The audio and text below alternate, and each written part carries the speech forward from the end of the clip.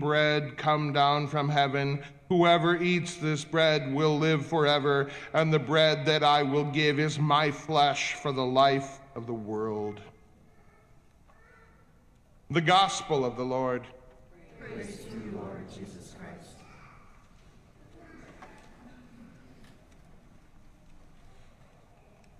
I hope that you have been paying attention to the readings these past few weeks. They've been connected.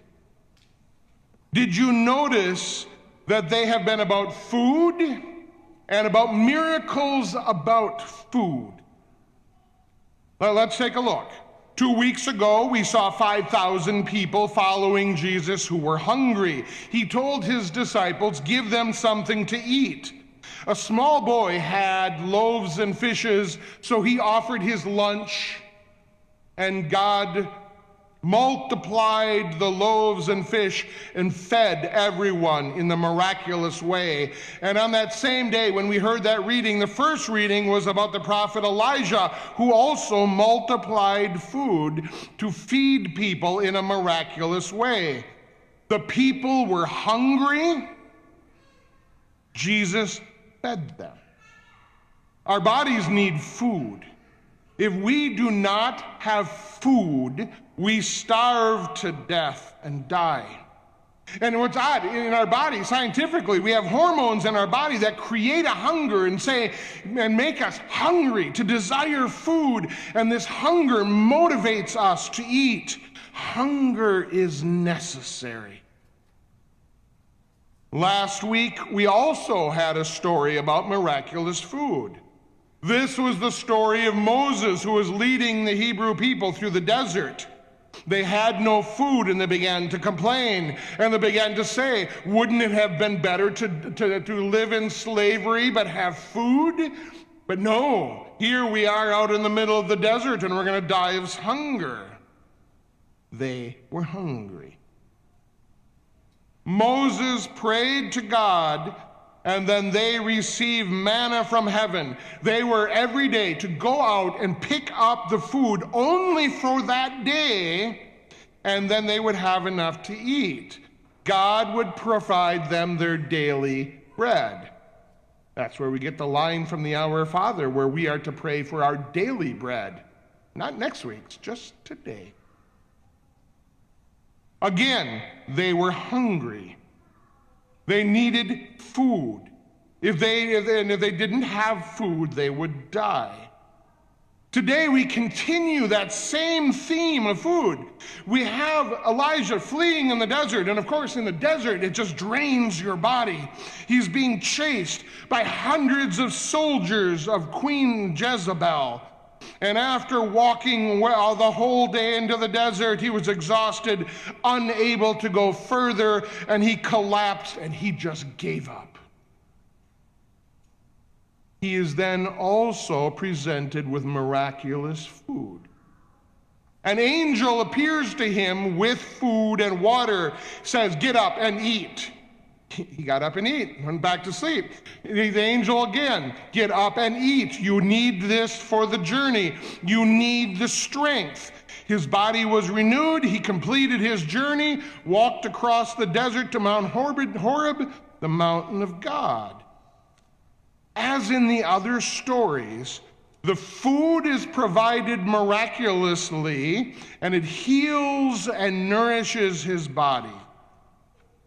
You see, all of these stories are leading up to something. They're preparing us for something special. They're preparing us for a more miraculous food that we would ever imagine, a food that would change us in a way that would actually change our lives. This new miraculous food that we're expecting from all of these readings, it's not about nourishing our body. The miraculous food that we are going to be receiving will be feeding our soul. It will be feeding that immortal part of us. Just as the physical body needs food to stay alive, our soul needs to be fed as well. And our soul also hungers for God, hungers for something that only God can fulfill. Our soul needs the divine life. Our soul needs God. God comes to us through the incarnation. That means that Jesus Christ came into the world so that he could give us that saving experience of God. Jesus himself will become the miraculous food that we are waiting for. Jesus himself today in our gospel says, I am the living bread that came down from heaven. Whoever eats this bread will live forever, and the bread that I will give is my flesh for the life of the world. With the multiplication of loaves, Jesus fed them with bread.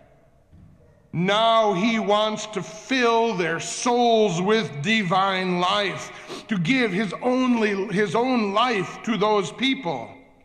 Just as the body hungers for food, so our soul hungers for God.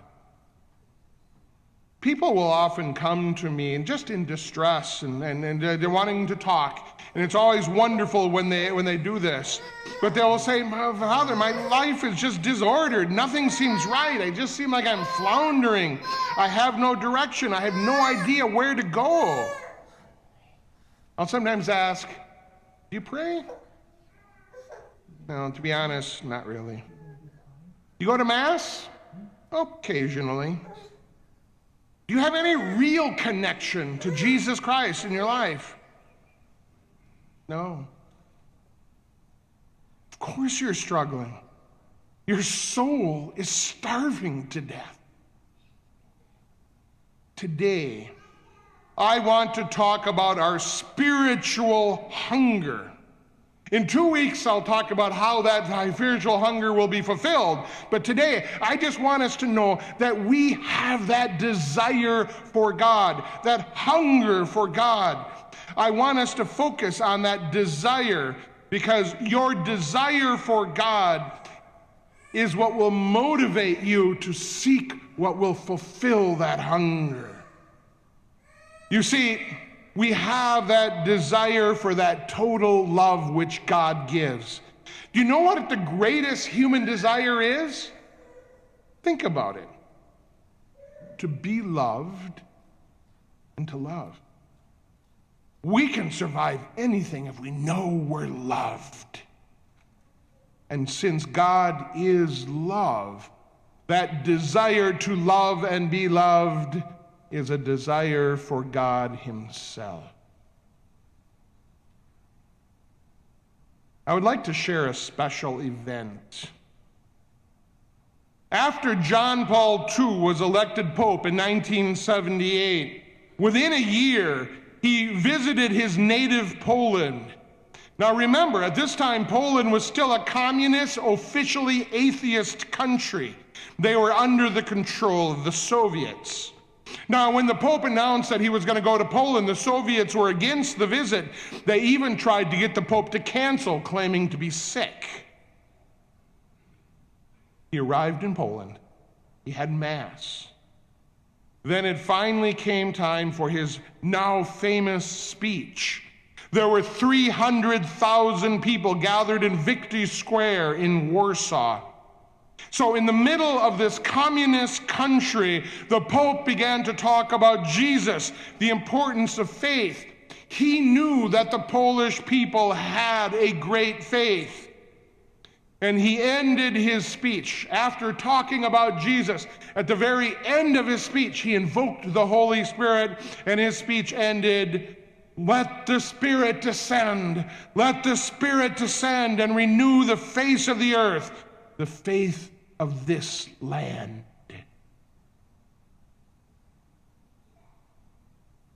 The people were in tears.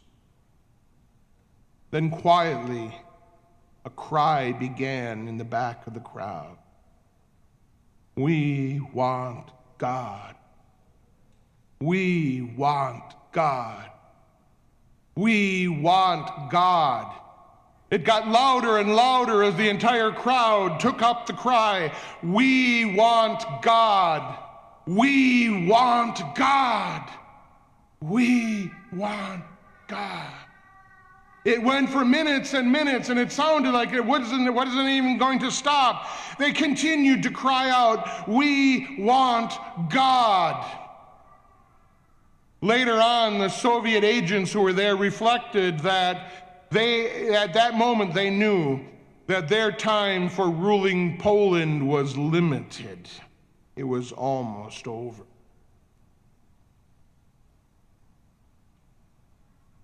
Today in the West, we need that same fervor. We should strive for that same great desire for God. We have to know that hunger that we have in the very depth of our being, that hunger for God.